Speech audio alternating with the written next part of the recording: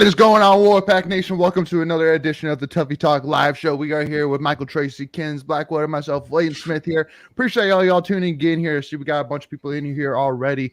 If you've been here before, you know the drill. As always, just send us a comment. Let us know who's here. Say hello. So let us know what you're thinking, what you're drinking, what your thoughts are, what your concerns are, what your questions are. Whatever you got, we're here for. Definitely looking forward to an awesome show here today. You got Michael with the black Block S hat today. I like it. Sick, Michael.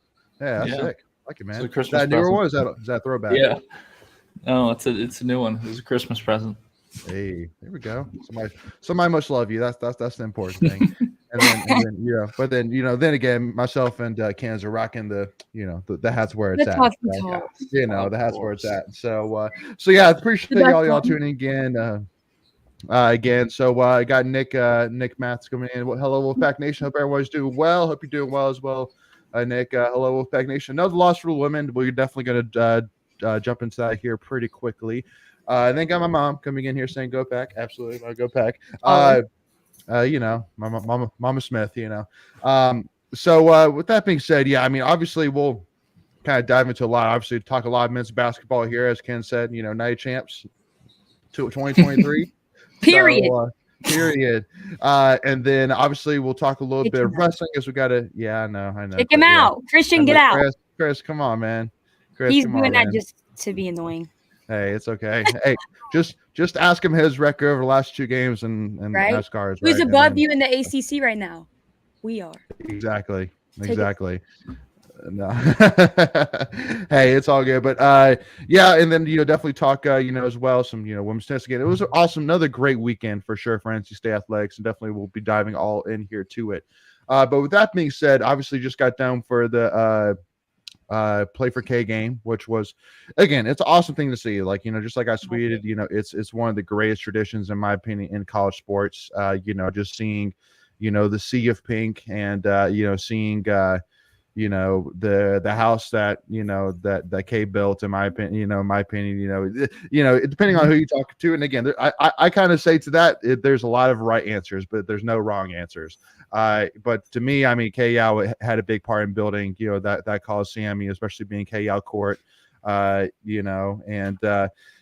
again, just seeing, all the amazing testimonies from all the cancer survivors and, just all the emotion, the tears, including for myself.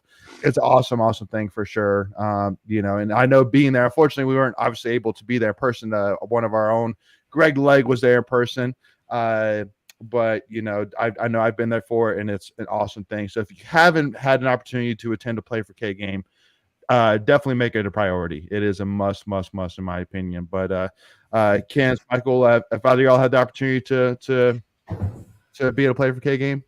Yeah, I went to all of the ones when I was at State. It's a different experience. I mean, that's the only way I can explain it. Like, it's like your passion for State and your passion for Kay Yao, and everything just comes together. This year though, it did hit a little different, made me more emotional than in the past, but it really helped. I loved seeing all those people that have battled through that terrible disease and beat it. It's amazing to see all the people that participate in the Kay Yao game and everything. Absolutely. Got my man Macon as well tuning in from looks like where are you at right now for work, Macon? A bunker. Big city called Charlotte, North Carolina. Hey. Wow. Okay. There you go. Charlotte, North Carolina. Yeah, there you go. I'm in Charlotte. But yeah, guys. Sorry I'm a little late. I'm getting on. So try to get No, you're good, man. You're good. We appreciate you tuning in. You got to give Greg a hard time not for tuning in directly from Reynolds Coliseum, right? Yeah. But Rusty also mentioned that we got Pac-9 coming up as well, and we're definitely we're actually recording our Pac-9 preview episode this week, so that should be out next week. So make sure if you're a Pac-9 fan, if you're an NC State fan, looking forward to Pac-9 baseball, make sure to tune in for that next week.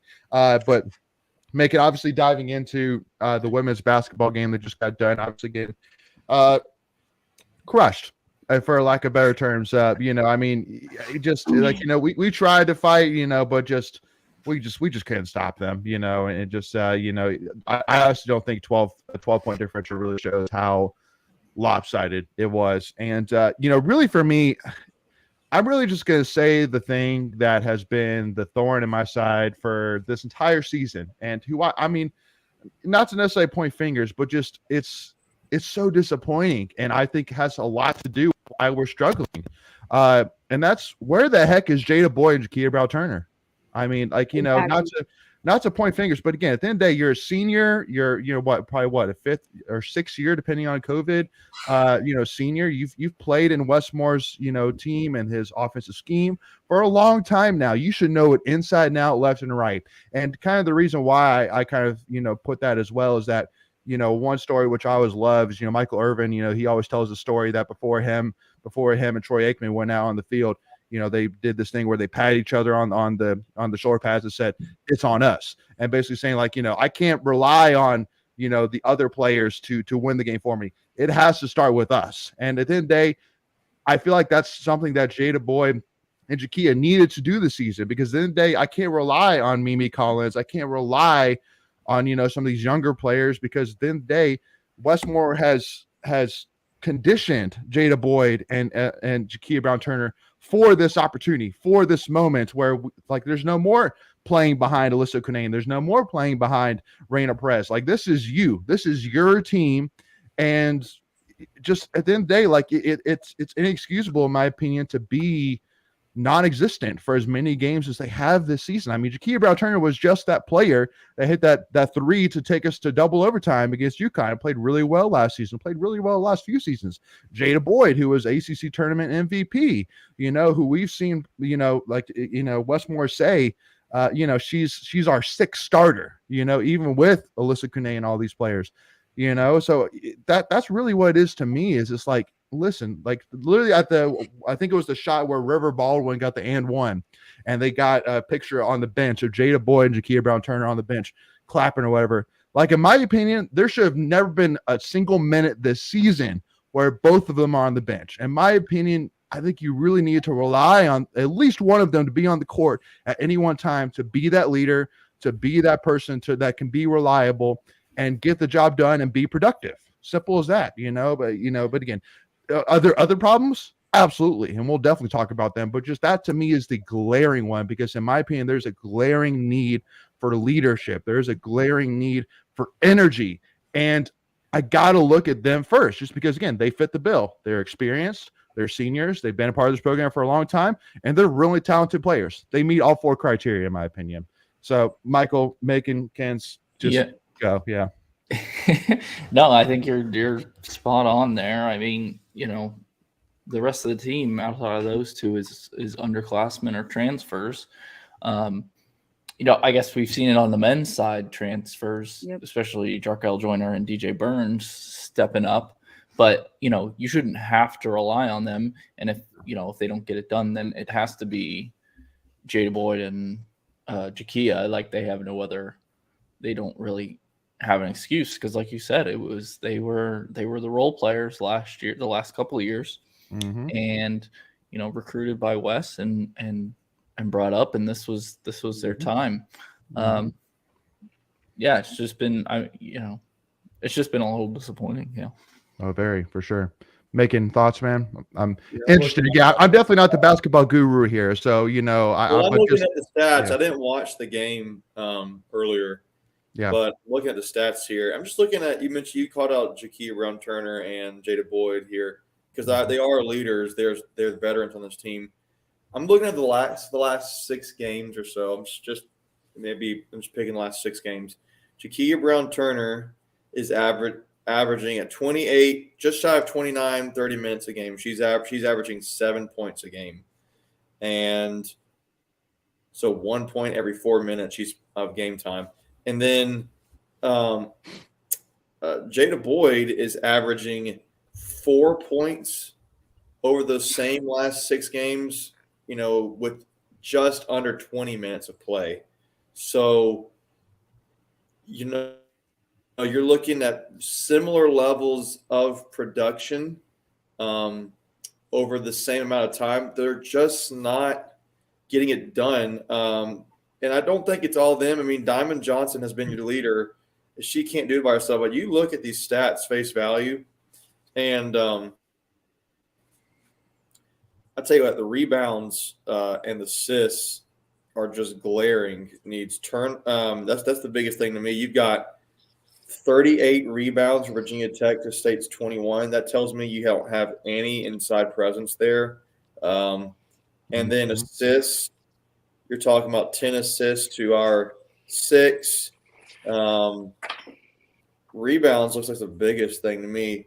That is turnovers. Now, Virginia Tech had 15 turnovers to our 8. But when they're shooting, they had a really good night shooting. I don't know what their average is typically.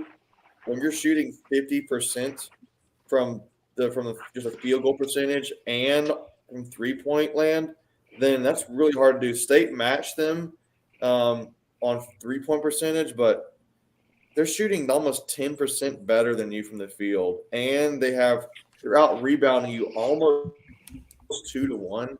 You're not going to win many games that, especially when your players like Jada and Jaquie Brown-Turner, and not just them, other players on the team aren't helping you out. Like, I mean, looking here at field goal percentage. Well, and make it. Let me put in 1.2 because the thing which is, now I'm never saying that Jada Boyd and Jaquia Brown have to win the game for us every single time, but I mean, because like for example, men's basketball, Big T, which we'll talk about, Big T, Jarkel, absolutely ice cold, but we had enough guys around him that for this game we said, all right, guys, like Big T and Jarkel are cold. We need you guys to help us out, and they did. They delivered. But most of the games this season, it's not been I can't really think of off the top of my head a game or two even where it was like because of Jaquia Brown-Turner and because of Jada Boyd, we won that game. They've been a piece, but they have not been like a glaring reason. Jada one time this year. One time, yeah. Go ahead, Macon. What did you say? Greg pointed out one time. One time. What game specifically, Greg, comes to your mind? It was like 3. I would say Miami or UVA. I don't remember which one it was, but it was about 4 or 5 games ago. Okay. Yeah. So, go ahead. If you look at the stat line here tonight, it's just interesting to me because Jada and Jaquia were combined 1 for 8. And looking here, it looks like Jaquia Brown-Turner had 1 shot she made. And 1 free throw. It's interesting to me, and I find it hard to believe that the game plan for State is wanting both of those girls to take only 4 shots a game each. Like Camille Hobbies, look at like Diamond Johnson took 15 shots tonight. That's a lot. Madison Hayes 2 for 5. She took 5 shots. Camille Hobby 7 shots. Sanaya Rivers 9 shots. Isaiah James 9 shots. I find it very hard to believe they really want that low of volume from Jaquia and Jada, which tells me I'm going to tell you, it's where like, is that really what they're being asked to do? I can't believe that. And if that's the case, what is going on there that's making them do that? Is that truly the game plan to get Sanaya Rivers 9 shots? I mean, she was effective. She shot off. She just over 40%. That's pretty good. But I don't see how that can be the game plan. Like Isaiah, you guys tell me, has Isaiah James been a big time player this season? I don't even remember. I haven't followed this. She's had spurts. She's had her moments. Why is she taking 9 shots? Are they good shots? I mean, go Greg. Yeah, I was there. So like you said that's so depressing. I mean, I was there. I mean, it's bigger than the game tonight. If you guys saw our tweets tonight, it was the game is secondary for what it was. But look, Jaquia, like 5 minutes below her average at home. I made the comment, I think, in our chat. Until like the beginning of the fourth quarter, I don't think she played it at all in the third quarter. And So you got to put somebody in her place, and it was James tonight. And I don't think that's what you want to roll with. But if Jakia is not showing up, you got to put somebody in that spot. You got to play 5. So she's the next person up. So yeah, it was very frustrating with Jada, and like at this point, like I love both Jada and Jakia. Like I don't know why Jada came back at this point. I just don't. Like I'm frustrated. Like maybe I probably shouldn't say it on the air, but I don't know why Jada came back. Jakia, like she's giving you what she gave us last year, and we talked about this before, but she hasn't stepped up. Like she's what she was last year. And so when you lose that other production, someone has to step up. And she hasn't. Yeah. So I mean, like I said that Jada's averaging 4 points a game over the last 6 games. Like it's not gonna do it. And I don't know. 15. And I think that would even be more interesting to see what her shot selection was, because I mean she had a big game against Louisville. She was great, but I just want to sum this game up. All right. So I think it was the 3rd possession. We got a 5-second count because nobody took the ball out. Yeah. Nobody, like none of the bigs, Jada, Jakia, nobody was like, oh, hey, I have to throw the ball in. And Diamond's just standing around. She's like, I'm not about to throw his full court. Yes. Right? Yeah. You know what? Honestly, when that comes to to me, when I look at that and I see the fact that we just had the transfer out of the program, and there's some chemistry issues going on, guys. I mean, I know Jada didn't really want to. She didn't almost even play this season, and I don't know what that is. But there's some chemistry stuff going on. I think it's pretty obvious, apparent at this point. At least obvious. So, don't really know what that is. But losing isn't going to help that. No, well, and on top of it too, I mean, I think it's tough because on one side, again, you make 2 immediate thoughts, which is first of all, like, okay, we've been very blessed, pretty much over all of Westmore's tenure, we have done far beyond what we probably should have done talent wise. So that's a media thing, but also too the fact that Westmore is one of the best coaches in all of women's college basketball, period. So it's tough to really come to any harsh conclusions for those 2 main reasons alone. Okay, like, we have one bad year, that's okay. So be it. Like, hey, at least men's basketball is taking the huge step forwards, but it's not even a bad year. Like, we're still in the top 25. Well, and again, but see, the years it's been in the past, it's and again, I get it. I think honestly, relative. I think the thing that stands out to me is the fact that honestly that we're still ranked, like that we were still ranked before this game. To me, I'm like, wow, it's our name. Yeah. It's either our name or it's the fact that just women's college basketball is that top heavy, which that might be pretty much the case. Someone said, I think the women's team's Twitter account put up the fact that we're at this 96th week of being in the top 25 straight in a row. So I mean, that's 2 years. You're a great program. You're just having a bad season, relatively speaking. I mean, the fact that we're disappointed, and I think maybe we've kind of harped a little bit too much on. I mean, I don't know. I think maybe fair about Jakia and Jada, but this is something that I'm. It's a great program. I know it's not saying that, but it's just.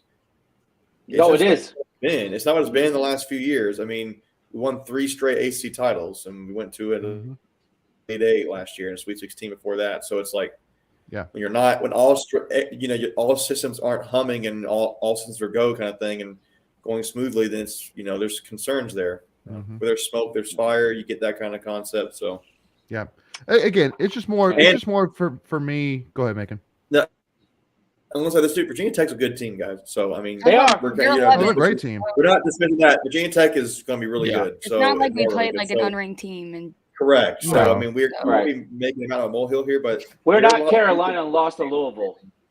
Yeah, that's true. Hey, mic drop.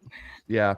No, again, it's my only just concern is just that we have not seen these issues before in a West, more coach team, which is like, so as long as this is just a one-time thing, which I fully expect it to be, next year you're going to bring in a lot of talent.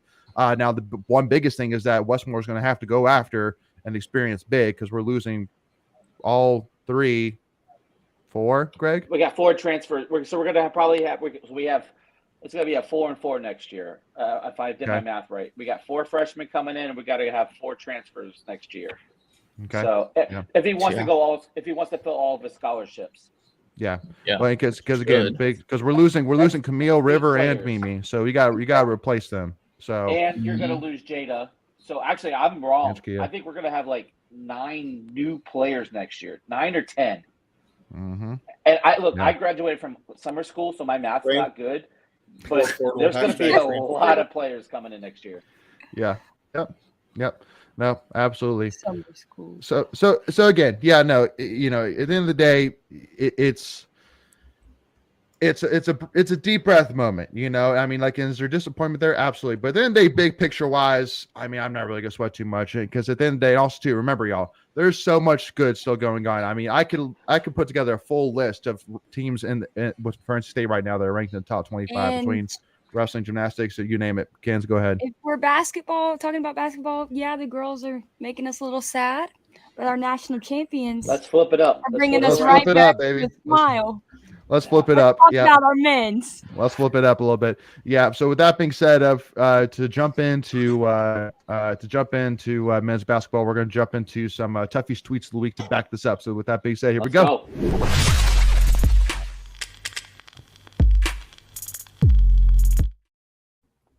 And I do want to give a shout as well to Hunter's. Hunter. Well, yeah, to Greg too. Greg is the man. But to Hunter too, pointing out, yes, we have played a killer schedule.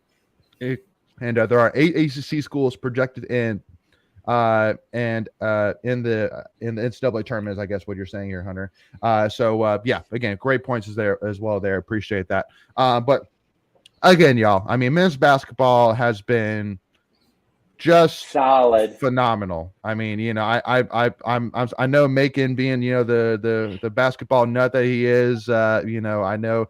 As long as I know him, it brings a tear to his eye to see how great this team has been for sure. That dude. Real quick, Macon and I sat like one section over on Saturday. Look, I've only hung out with him twice. Mm-hmm. First time was at Clemson. Not a lot to smile about, but he was smiling on Saturday, like with this men's team. Like he was so excited about this men's team. Like there he is. Macon, real quick, what was better, the steak on Saturday or the victory? Ooh, family. Spending time with family is no. I said the steak. I'm gonna leave that one there. Spending time with I gotta go family, but no. I said steak. I said the steak. The steak. Family's always number one. Okay, it was definitely the win. If we're gonna go, so it was. And also too, y'all. I haven't had a chance to do this yet, even too, because I haven't had a chance to talk to Macon since, as I found this out yesterday. But also got to give a congrats to Macon, who we found out is becoming an uncle. Congratulations, Macon! You're the man, brother. That's awesome. Congratulations, Macon. Anyway, man, but yeah. So again, obviously this tweet right here from Ryan Williams, talking about how crazy of a bounce back it's been, going 11-21 last year to now 19-5, and basically Ryan Williams saying he should be coach of the year, which I think he's definitely in that conversation for sure. Yeah, Capel, up there for sure. And Braswell, yep. Again, I think they're there, but I think Keats is easily in the conversation. Absolutely. I how can you argue that? Simple as that. So, but yeah, Michael, I see you shaking heads. Seems like we're all shaking head. Agreement? Not really. To go from last to potentially top 4. Could be I number think one. that you're more than just in the conversation. Could be number one. Mm-hmm. Yeah. Still shot at. I just like who's below us. That's what I like to see. Who's below us again, y'all? A lot of teams, but the 2 in particular you're thinking of is UNC and Duke. So aren't we the only ranked team in North Carolina right now? We are. First time since May of 1982. That's what I thought. No, December. Oh, December 1982. Sorry about Is that. Carolina fans still in here? I hope not. Yeah. Get them out. Hey, February 19th, 13 days away. Yeah. 2 I'm weeks so from 2 weeks excited. from yesterday. Me and Yeah. Hannah are bringing out the onesies. I'm gonna Hey. get one. I'm gonna get one. What's your record in the onesies? Undefeated. Undefeated. There we go. I love that. Yeah.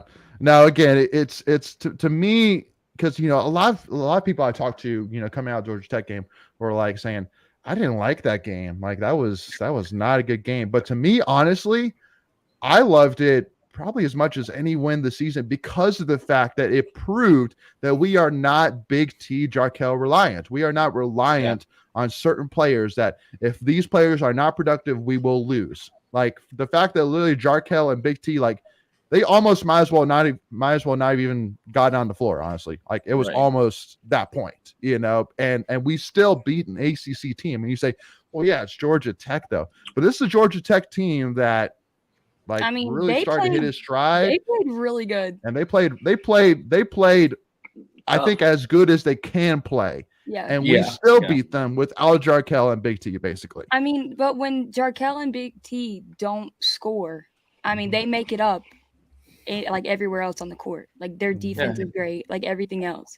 But I think it showed that because teams in the past, if we get behind or get close like that in the second half, we're going to lose. I mean, I think any state fan can agree, like, we're going to give up and lose. Like, that team does not give up, like, ever. And that's what I'm telling you. Y'all thought it was a joke? It's not a joke no more. I'm serious. Give them the trophy now. You heard it. You heard it. You heard it here first. I swear. For me, the big thing was that Keats, like, just throughout the man zone in that last 5-6 minutes, and Georgia Tech didn't have an answer for him. And we just made a run, and then we started hitting our shots. The one thing for me that was really weird, like I know T had, I think, like 9 or 10 assists. He had 10, 10, yeah. So, but he had more turnovers than points. And that's typically a game that we would lose, and that we found a way because the emergence of DJ. And look, let's give credit where credit's due. We played some really good defense, like lockdown defense that they got their shots, but when it came down to crunch time, we manned up literally. So I'm look, man, at this point, we're playing with house money. Like, let's go. Like, let's go all at it. All in on red. Thinking about the 19th. Now, Hunter does bring up a good point, which I do want to ask you. So Hunter says that he worries about the trap that they ran on us. We looked so uncomfortable, and we will see it again. What's your thoughts on that, Macon? What trap? Yeah, I guess he. The one trap defense. defense. Yeah, they basically were in 1-3-1 the whole game. Yeah. They just they're having like some guy always on waving or something like that. Well, I mean, I think that you see State's going to have to be balanced. I think they're going to have to find ways to keep moving, and I think they have to find ways to get other guys the ball. I think sometimes with that it comes off. You can play off screens that can help open up some shots. I think Jarkel will have to. Jaquavian, if they do that on him again, will have to hit some outside shots. But I don't think he's not going to be that cold. In my opinion, I don't think they'll never have both of them consistently have that low. They'll have to run some screens if it truly is somebody on him, like a man on him at all times.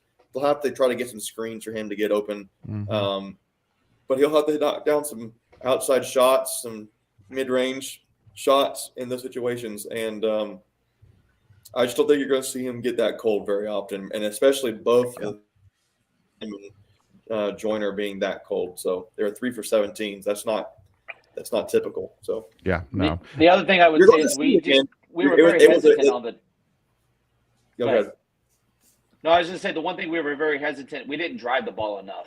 Like we had some shots where we had a little mini break or a break, and then they would just scoot it out for whatever reason. And I don't know if that was the trap or like what it was, but to your point, we didn't move around enough. I saw a lot of stationary bodies. But let's give it up for Ross again. Yeah, Ross was huge that game. I mean, he's 7 for 7 on free throws, and I don't ever like him shooting a three, but he's actually got a pretty good 3-point shooting percentage right now. So it's like 3 games in a row. Maybe it's okay, but I thought free throws too. I'll tell you what. I mean, I think that you're seeing teams really. I think defenses are more worried right now. I think they have been a little bit. Maybe it's a past due. They make this comment. They're concerned heavily about DJ. They're really concerned because a lot of those plays were the guy who's in the corner, like who's playing that 4 spot or the 3 spot. DJ would be coming out, and then he's looking to pass the ball, and they would slip under on the baseline and be like right there, right there under the basket and get a layup or get the aim one or whatever. And I just think they're so preoccupied with what DJ's doing at all times. And I mean, they should be. Hard. He's a freaking beast. Is it too soon to talk about tomorrow? No. Because go ahead. Yeah, real quick is because Virginia likes to double down in the post. So tomorrow's going to be very interesting to see what DJ does. Is he gonna play through the double, or is he gonna pass before the double comes down? And then that goes back to the outside shooting. Like, are we gonna hit shots? Because last year, if everybody remembers last year, we shot the lights out from against 60%. Yeah, it was one of our best games, and it was our worst team. So I know the teams are different, but it's going to be interesting to see if we can still get that same kind of magic. Had a really good record against UVA, at least on the road. So. And even we're not talking about. I think Casey's going to go off too. He goes off every time we play Virginia. So so I talked to Casey on Saturday. I said we got special sauce tomorrow, and he's like, "We got special sauce tomorrow." So because he's going to be ready. He's going to be ready. I love ready. Yeah. No, I love it. I think going back to the Georgia Tech, I think it was just a bad matchup the way they ran that 1-3-1 zone, and not many teams run that. I don't think we have to be too worried about it. It's kind of the same thing. If another team sees we were not great against it, they might be worried about it and run it against us. But at the same time, if you don't run that, if you don't practice that, it's not going to be effective. It's the same reason that Keats doesn't play zone on defense, really, because they don't practice it. So you can't put your team out there playing something they don't practice. Right. So, yeah. What? That's why you saw a man zone instead of a straight zone. Yeah. Right. Yeah, exactly. And to your point there, Nick, about it, I wonder if we were looking ahead to UVA. I mean, no. I mean, because the only 2 players that were really just cold was Joyner and T. And, the only issue that we really had with their game was just the shots were just not going in, So, it's not like we had. But the shots were there. They just. What I'm saying is if we had a lot of bad turnovers, or if we had a lot of miscommunications or things like that, where we just obviously weren't focused, then I'm starting to make the point of, okay, it seems like we're a little bit off, but, in terms of mentally.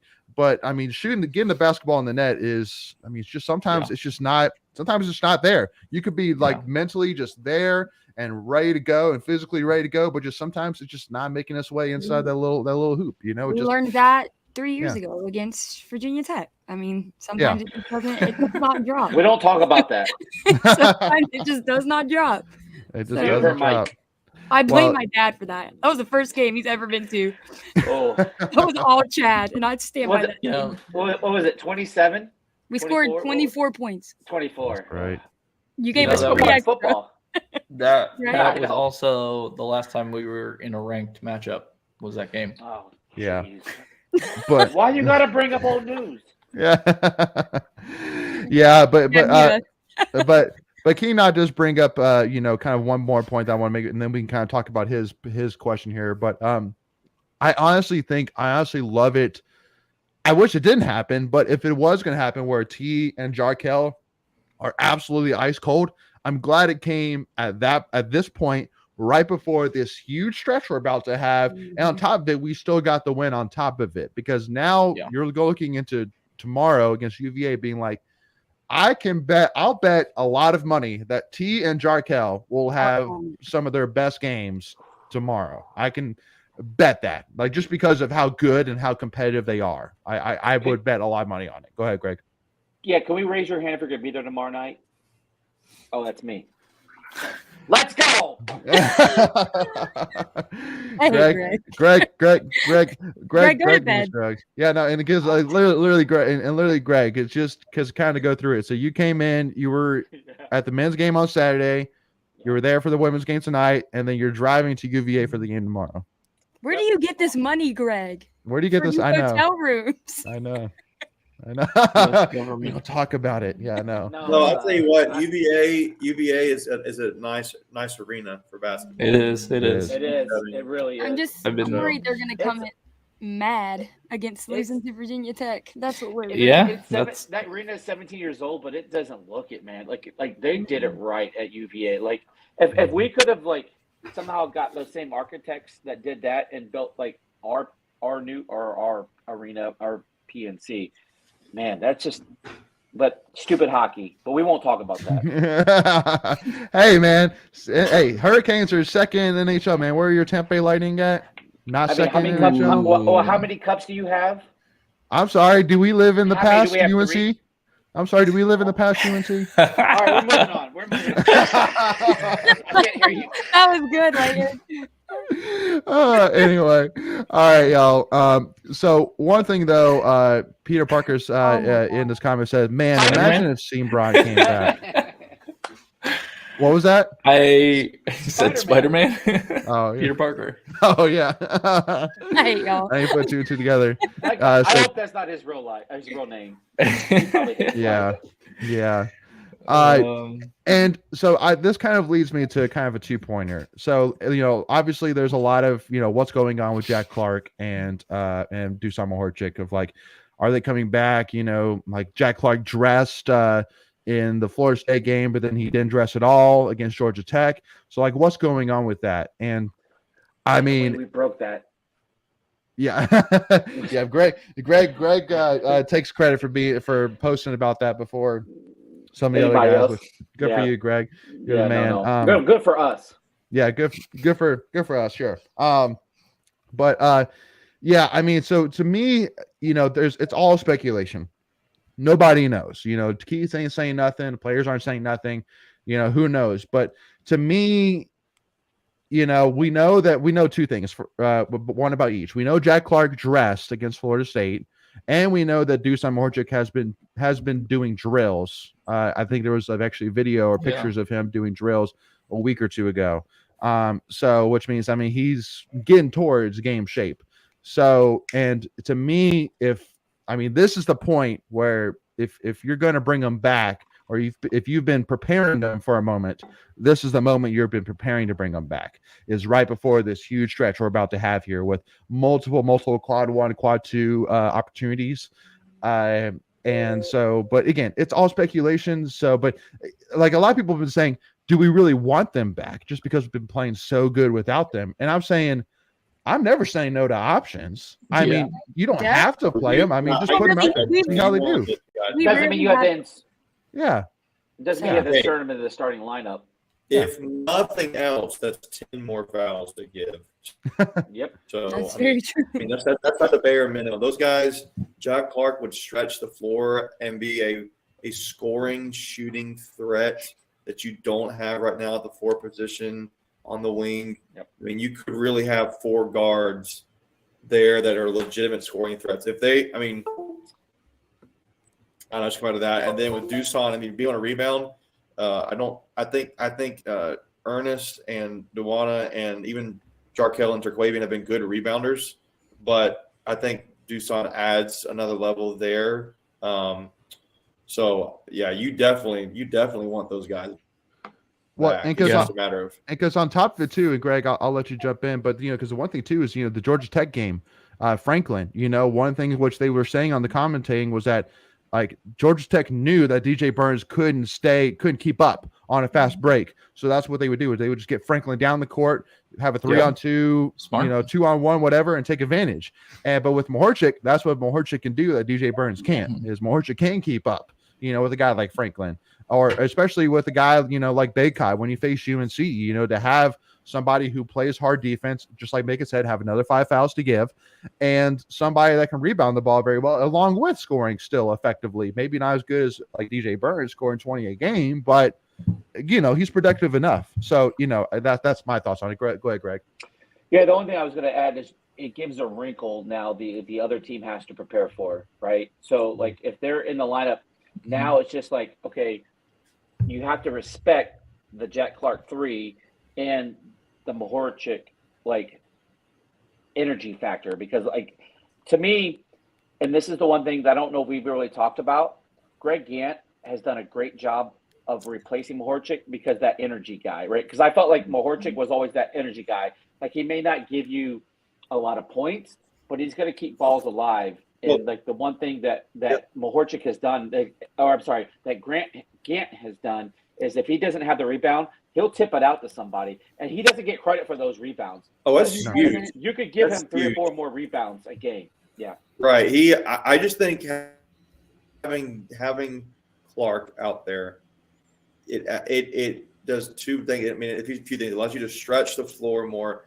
It means that when you're on offense, a defense. I mean, like at the 4 right now, you're not so concerned with them offensively. Right. You have Jack. It's another piece you have to be worried about as a shooter. That's what his main offensive skill set is being a corner shooter kind of thing. So that's a big deal. And when you already have Jarkel and Terquavian, and then you have Casey, who I think at one point was leading the ACC in 3-point field goal percentage. You add Jack Clark back into that with DJ, who is unstoppable at this point. That's huge for State. And So now go ahead, Michael.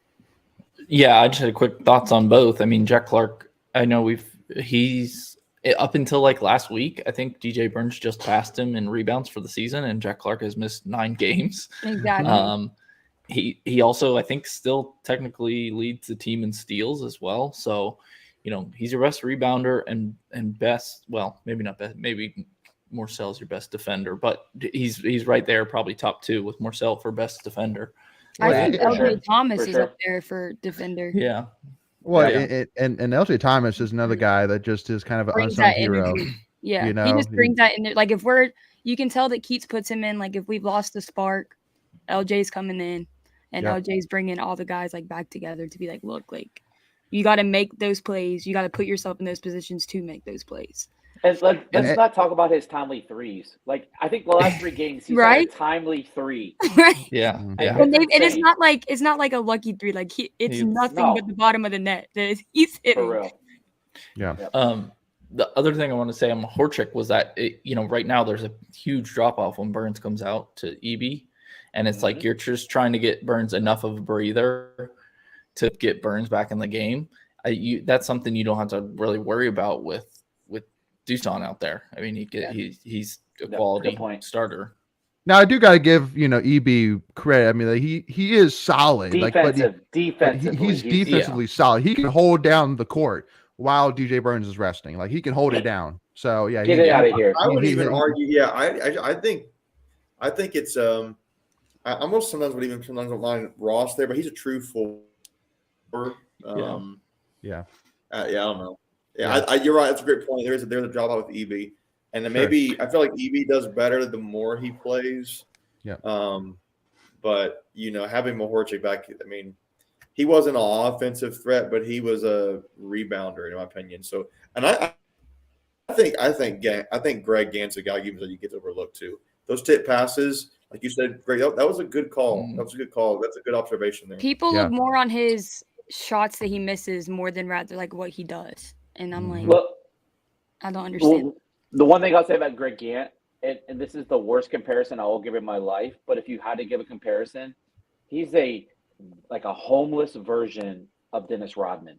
Like the man just gets like I'm not saying poor man's. But the man why does he have to be homeless? Because he's not a poor man's version. He's not a poor man's version. Like it's like a hypoallergenic version of Dennis Rodman. I got a reaction. That's all I was looking for. But he just goes out there and just does the dirty work that no one else wants to do, right? Yeah. And so, but the other thing that I'll mention real quick is if you look back at that Wake Forest game when Smith and Joyner to a lesser point, I guess, got in some foul trouble, and we ran out of a rotation there. There was only one scoring option on the floor, and so Mahorchik and Clark brings you a little bit more scoring punch if you get into some kind of foul trouble scenario. Because again, gosh forbid we play at Carolina where they drive the ball, quote unquote, and we get in foul trouble. And so we're gonna need that. We're gonna need some additional scoring. Yeah. Now the last thing which I want to bring up before we kind of get back to now the last thing I want to bring up before we get to more of these questions here. Go ahead, Macon. Sorry. This is a random thought. I was watching a Duke Carolina game. I would love to count how many times RJ Davis throws his head back to get like a foul called on him. Like yes. All the time. That dude does that so many times. All the time. I'm pretty sure he needs a chiropractor because he's got whiplash right now. Like he, for sure. Like he needs so like I don't know if anyone like have you guys seen like those William Shatner lawyer commercials? Like whatever that guy is, like he needs to call that lawyer because he's suffering like on the job injuries. Yeah.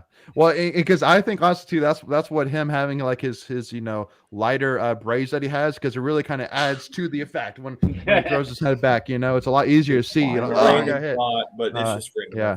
But the last thing which I want to get for again, we get back to some of these questions here is I think you got to give a lot of credit to Keith in terms of seeing him how he handles the bench now. Like, I mean, I don't know about y'all, but like I think he puts his foot down a lot more this year, man. Like he has been like I love seeing all the clips of him chewing out players or chewing out the bench or whatever. I'm like, yeah, Keith's like, even if we're up, like again, Florida State, we were up by like 20 and he was still chewing the guys out. I'm like, yeah, Keith, that's what I'm talking about. Again, it's like, and everybody's saying, well, that's what he's supposed to do. It's like, well, I don't disagree with you there. He should be doing that, but then I love seeing it, so that's all I'm going to say. Keep him focused. Keep him focused. Yep. Yeah. I think he didn't, I feel like he didn't do that a lot last year. Heck no. But I think that was on purpose because I mean, he knew so disadvantaged last year. Yeah. That, he knows when to get, emotional with the guys and pump them up or settle them down. Yeah. So yeah, I think he exactly. does well with that.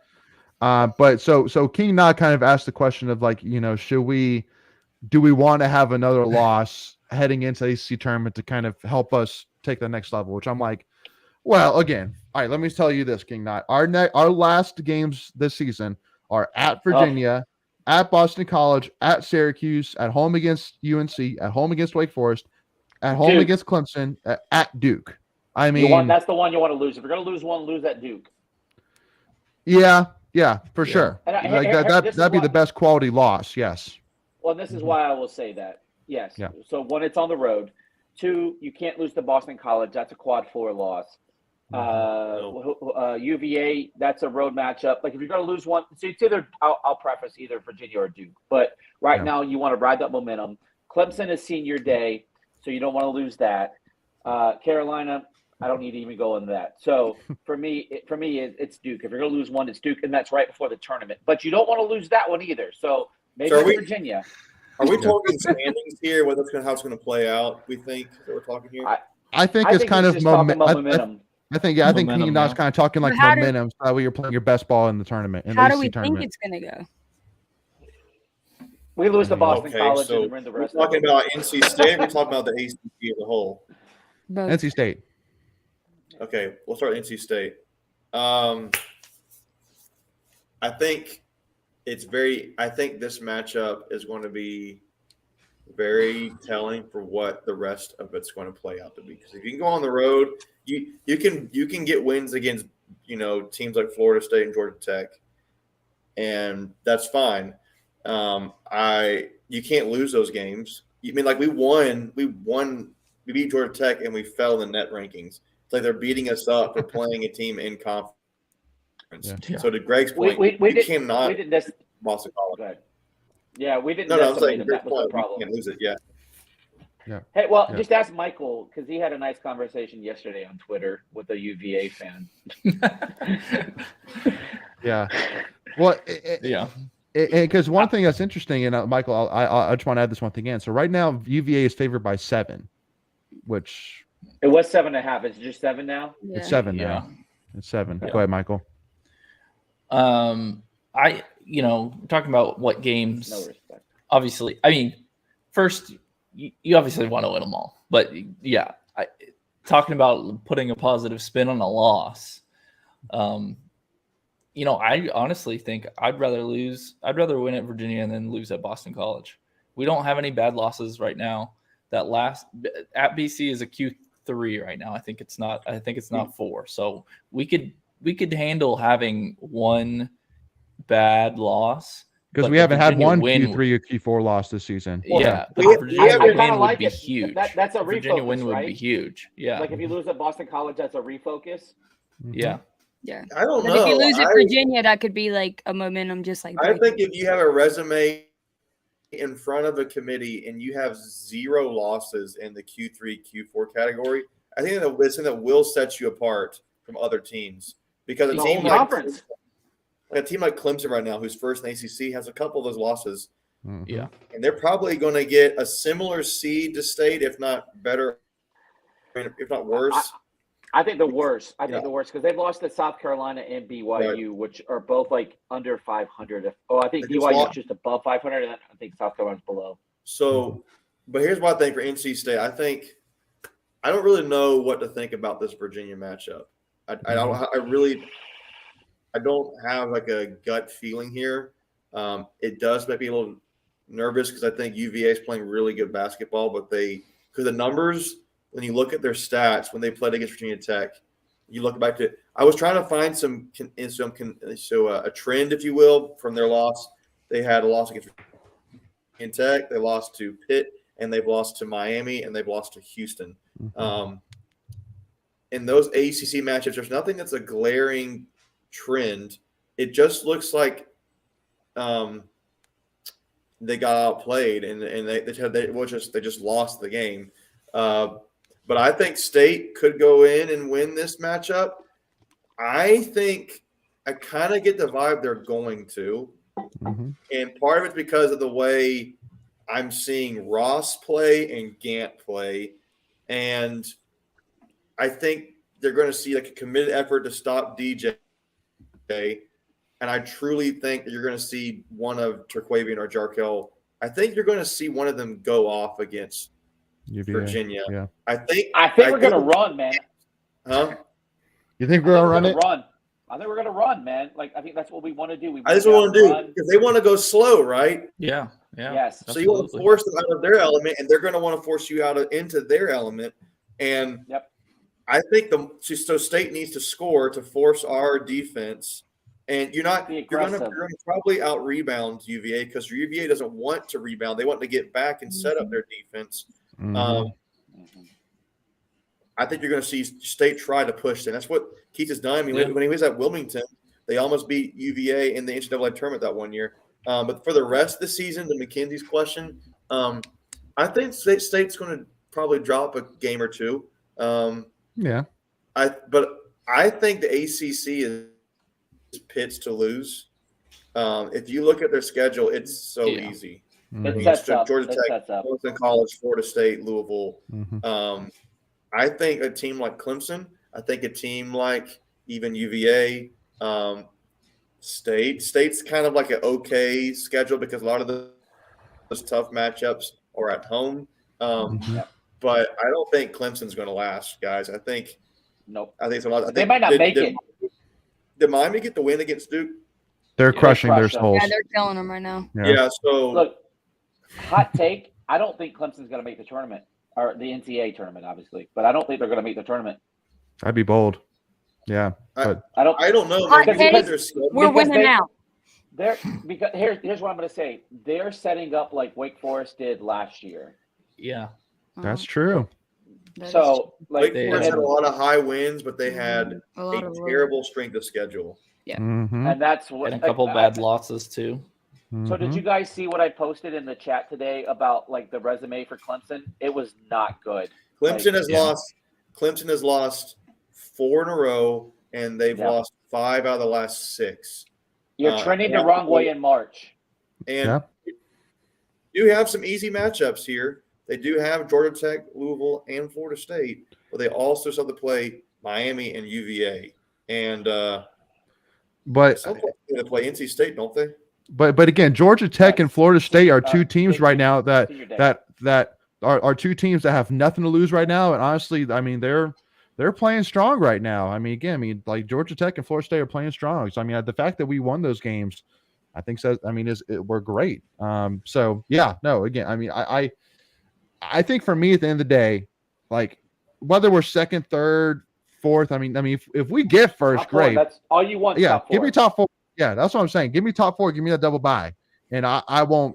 I mean, like, yeah, if we can win it all, great. But just like Greg and Macon said, I mean, like, unfortunately, right now we're fighting uphill while Pitt's like cruising, pretty linearly to, And Michael said this stat last week, and I think it's still an important thing to say again this week. I think we should almost like keep hammering it until the tournament about the top 4 seeds. Oh. I think you said 6 of the last 8.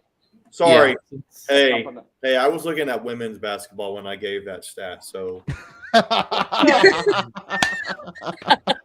I'm sorry. I was like, why am I not seeing Clemson on the schedule? I'm like, women's basketball. That's awesome.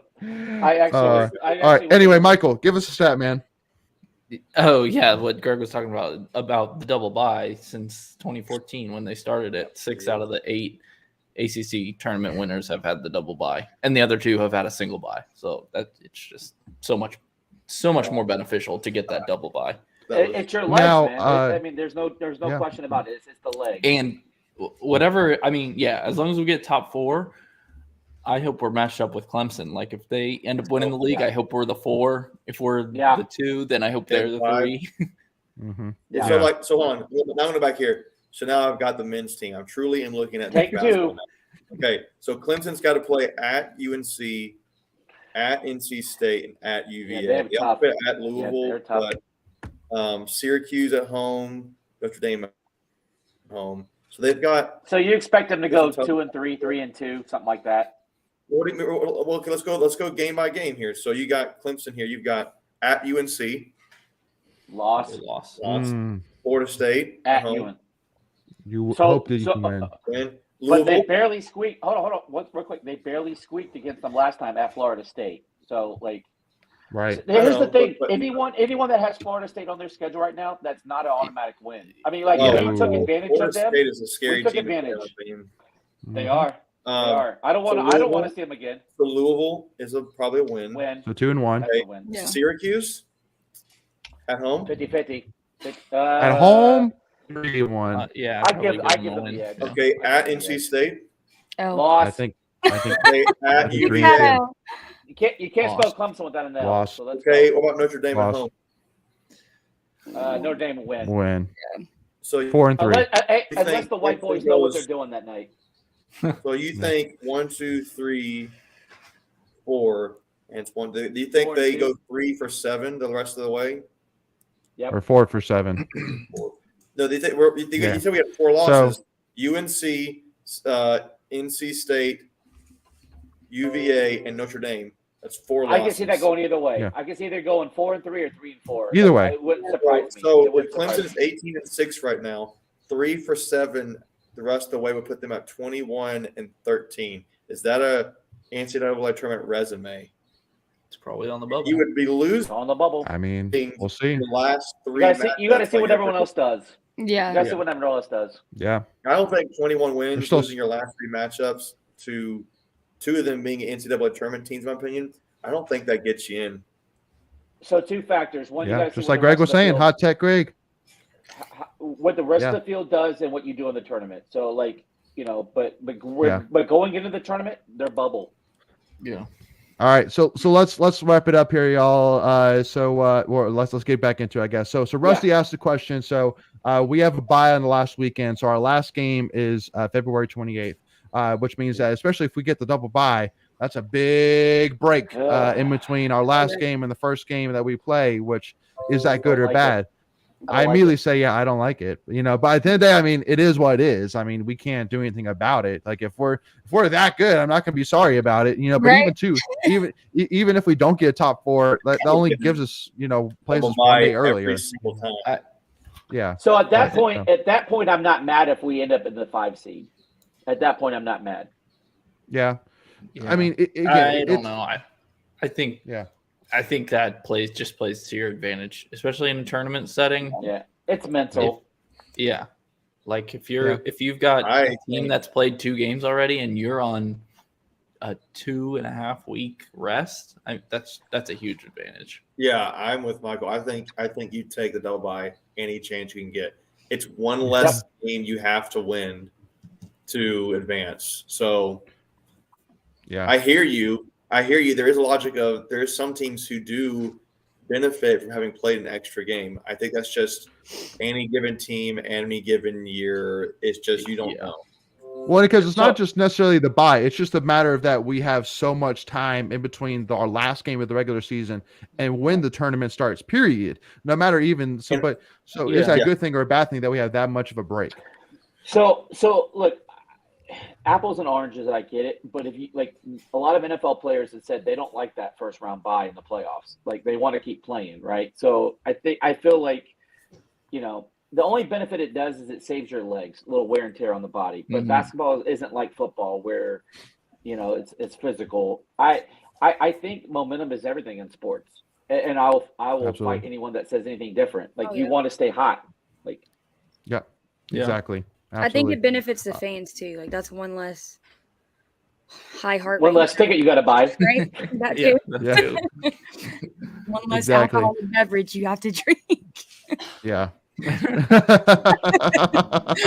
All right, so jumping into another tweet, got to give a shout here. So NC State has been ranked number 22 in the latest AP Top 25. This is the first time the Wolfpack has been ranked since 2019, and the first time since December 27th, 1982, where NC State is the lone team in the triangle to be ranked. And we all know what happened to end that season in 1983. So it is kind of odd how many things correlate to 40 years ago this year. It really is. Weird. Houston being number 1 is It's a little weird. I know we all kind of joked. We're like, haha, it's 40 years ago. It's like, it's not a joke. Kind of getting a little weird. Yeah. Look, fact check. I was the only one alive then out of the 5 of us. That's true. Yep. Yep. Yep. But anyway, hey, I love to see it. All right, moving on to our next one. So what? You guys deserve a championship. I sure as heck No, we do. all deserve one. No, we all deserve one. No, we all deserve one, dude. I'm telling you, dude. So the Athletic College Basketball came out asking the question, how do college coaches feel about the best teams in their conference? And Seth Davis asked those in the ACC, Big 12, and Big 10. And this one in the graphic is from an anonymous ACC coach when talking about NC State, saying, and I quote, "They're damn good." Period. Like that's all they say. And hold on. I just got a tweet from Maury Povich. No lies detected. So you are not wrong. I love it. Yeah. I mean, again, y'all, we're living in a great time. I'm definitely all here for it. And scary then good. the last, we're so scary good. We're so scary good. Can we talk this for a second? Hey, I had this question with my dad. Go for it. Like, it's more of like an obvious question. Has State even hit their ceiling? We haven't even had a game yet where everybody has played to their potential and had a fully healthy roster. Without having is coming on the 19th. Hot take. Go ahead, guys. I'm telling you. We have 3 players at any given moment can put up 30. Exactly. Yeah. Like coming into the Georgia Tech game, we were a Jarcaro Joyner missed dunk away from 3 games with a dive for 30 points. Mm-hmm. Yeah. How many teams can say that? 3 players, not many. 30. Yeah, I mean it is scary as long as they can get some contribution and they have key players on defense like Greg Gant and Duana at times or LJ LJ. I mean, like And- that's I almost view LJ as like a key guy, like a role player on offense because he's just like clutch at times. But Well, Yeah, and, for sure. And Dusan hasn't played in any AC. Well, he may have played that early one, but That I don't Pitt. think- I think he played Pitt. the Pitt game. He Yeah, played Pitt. but yeah. one ACC game. Jack Clark's missed the last 9. Like, no, I think the ceiling is still up there for us. Yeah. So, and then the last one here to have a little fun here. So, per Sports Illustrated, North Carolina is on the bubble. And basically, for those who are listening, it's the Sports Illustrated cover where it had, Leaky Black, RJ Davis, Caleb Love, Armando Bacot, and they had Hubert Davis. And it was, talking about, how UNC is the team this year. But basically, somebody put in a cover where it says North Carolina is on the bubble. And it's honestly hilarious how much UNC has changed their thoughts of like, winning the ACC and being ranked, all that to, dude, I hope we make the tournament. And because, again, right now they're 15-8. They still have to play at Wake Forest tomorrow. They have to play Clemson. They have to play Miami, who just crushed Duke's souls. They have to play us at State. They have to play at Notre Dame. They have to host Virginia, and they have to go to Florida State. And then they have a game against Duke. So they got a tough stretch. Their chemistry's a little down from what's going around on Twitter. Yeah, I'm gonna need homegirl to keep taking one for the team for us. but again, y'all, per Hubert Davis, UNC got screwed because they only had 3 free throw attempts. God. We lost because of that. If we would have had 20 plus more free throw attempts than the other team, we would have won this game. Dang it. How dare they? That's a joke. I can't believe he said that out loud. I didn't want to talk about it. It's like that just shows And the incompetence he didn't of even- that he program, didn't- honestly. He didn't even say like we didn't do a good enough job attacking the basket and getting to the rim. He said we did. He basically said we did do that, and the refs just didn't call the fouls. Like you can't admit that. The fact that he said it with a straight face, I was like, bro, are you for real right now? I was Like, waiting for a laugh or something. I don't when know. it didn't happen, I was like, Right. you know what? That explains that shows all you need to know about Carolina. I was I looking think- for Ashton Kutcher in the press conference going, you got punked. Like, Yeah. I think are you kidding me? Really like much. I don't think they're just on the bubble. I think they're on the wrong side of the bubble right now. Like I if the agree. tournament started today, I think they would be out. I think Right we're now, their best Their win. last 4, yes, we are. Because you had mentioned Ohio State last week, and Yeah. they've tanked. Like they've gone the wrong way. Right now, I would say they're the last 4 in. They're playing in Dayton right now. Yeah. Mm-hmm. It's crazy. Yep. And on top of it too, because again, they're playing Wake Forest at Wake Forest tomorrow, who again, Wake Forest just crushed Notre Dame by 17. Oh my gosh. And we all knew that Wake Forest is a really good team. It was just a matter of they just had to get back rolling. Now they're rolling. UNC is not rolling. They are disintegrating. Can we take Go ahead, 30 seconds? They're pretty good for a bought team. Anybody pick up on that? Anybody hear about that? A bought Jim team. No. Jim Boeheim. Oh, He's Jim. dude. he's just He- burning Jim- everything. He did pick on them a little bit after that game they had. He's burning Yeah. all his Yeah. bridges. Every Wait. bridge. Like Jim Boeheim's like, get off the line. Like, he needs to retire, man. He called out Pitt, he called out Wake, and he called out Miami. The only one he got right was Yeah. Miami. Like Right. they did buy their team. Yeah. Now, I'll chuckle a little bit about it. The fact that UNC was ranked preseason number 1 in the country. I mean, they might go down if things stand out as one of the worst preseason number 1 teams of all time. I mean, they're in the conversation right now. Hey, I lost my connection. Can you repeat that one more time? Right?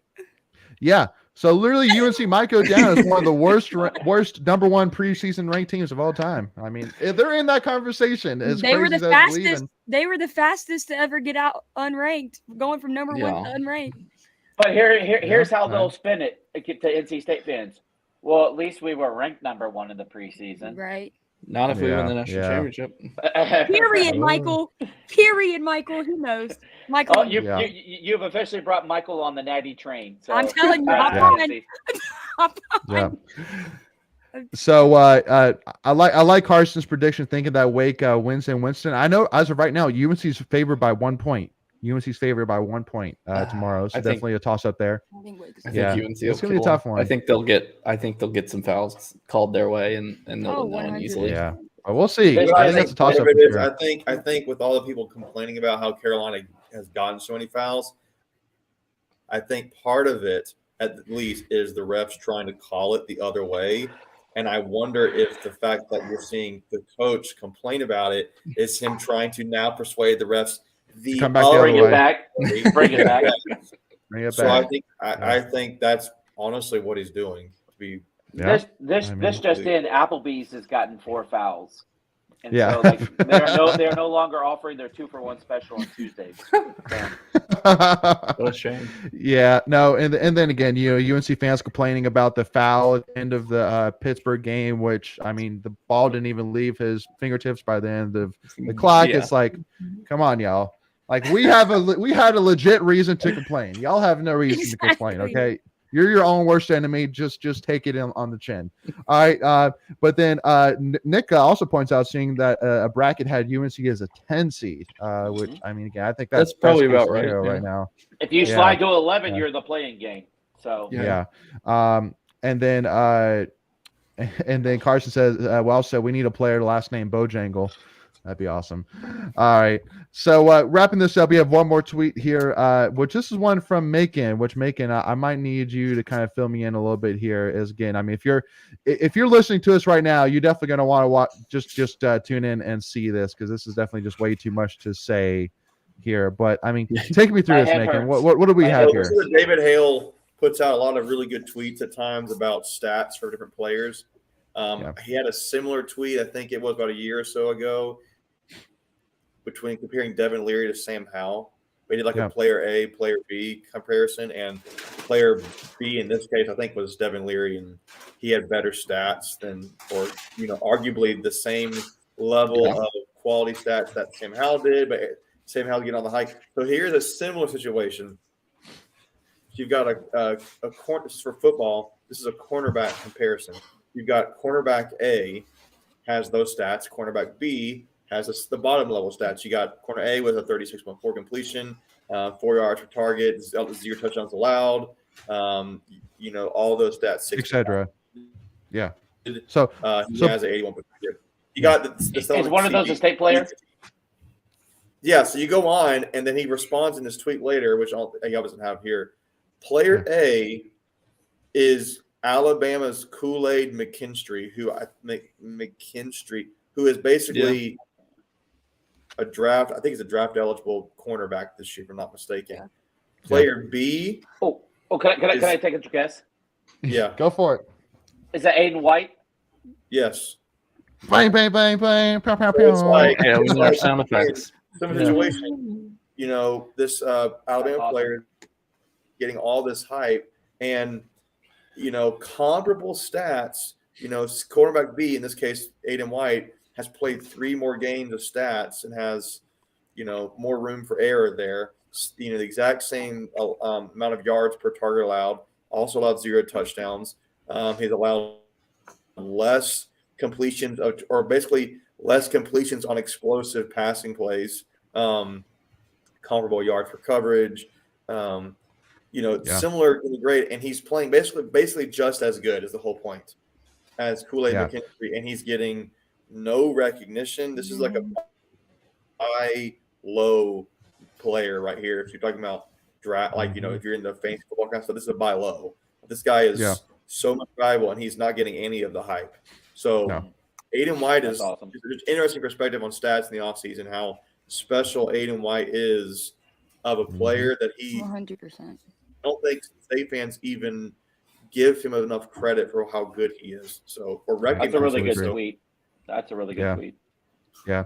Well, especially too on top of it, just because, I mean, NC State wise, I think that, we've had a lot of solid cornerbacks over the recent years, but I think this is the first one that he's elite, that elite level, in my opinion. So, and again, he's still young. He's still got next year and the year after if he wants it. So he's still got 2 more years left of eligibility, as crazy as to think about.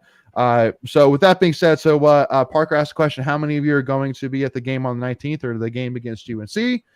That'll be myself, Greg, Kins, Michael, and we're gonna find a ticket for Macon. Not Macon. Okay, yeah, Macon. Which one? The Carolina UNC game. Oh, I would love to be there. I don't know if I can be there, and I yeah, we'll find you one. So at least for sure, yeah. So at least for sure, Greg, Kins, and I, Michael, I think you said you're working on a ticket. Macon, we'll see what we can do with that. But a lot of us, so definitely make sure. Yeah, I know. Now I know. Well, another thing which I love the game is sold out. I love that. Again, I mean, it shouldn't be just the UNC game that is sold out, but I'm glad that once again, it's obvious that fans are buying into this team and is buying into this rivalry. Like, it's awesome. So I love every single bit of it. So with that being said, also got to give a shout out to Ice Pack as well. As again, they'll be playing the ACCHL tournament, backing up their 3-time ACCHL championships here this weekend after coming off of a victory off of UNC. Love that. So huge shout out to them. Huge shout out as well to women's tennis, who beat 2 top 20 teams in the country, Oklahoma and Tennessee this past weekend. Shout out to them. And also to wrestling, will be going against a tough matchup at home against Pitt. I think it's actually senior night against Pitt. It's Friday night at Reynolds Coliseum, so make sure to come and check that out, Wolfpack Nation. And also too as well, y'all, you may have seen as well, but we got the brand new home field apparel, NC State vintage gear. So if you want to check that out, if you want 15% off, make sure to, again, either click the link in the description below and use the code name Tuffy in all caps, and you'll get 15% off your total order. And again, check it out. You got the 83 t-shirt, you got some awesome sweatshirts, sweatpants, hoodies, you name it, long sleeve, short sleeve. It's awesome stuff. Make sure to check it out, y'all. And then also too, go ahead, Michael. Softball opens their season. They play in some tournament in Arizona this weekend. Yeah, this weekend. Yep. Yeah, so awesome. Excited to get that rolling. And then also as well, again, I mean, this state gymnastics just came off of avenging our season opening loss against UNC by beating UNC and Western Michigan, ranked number 23 in the country right now, 4 weeks in a row of 196 or more, which is unbelievable for sure. So again, y'all, just saying it once again. Yes, we just came off a loss in the Play4Kay. Yes, women's basketball is frustrating for sure right now.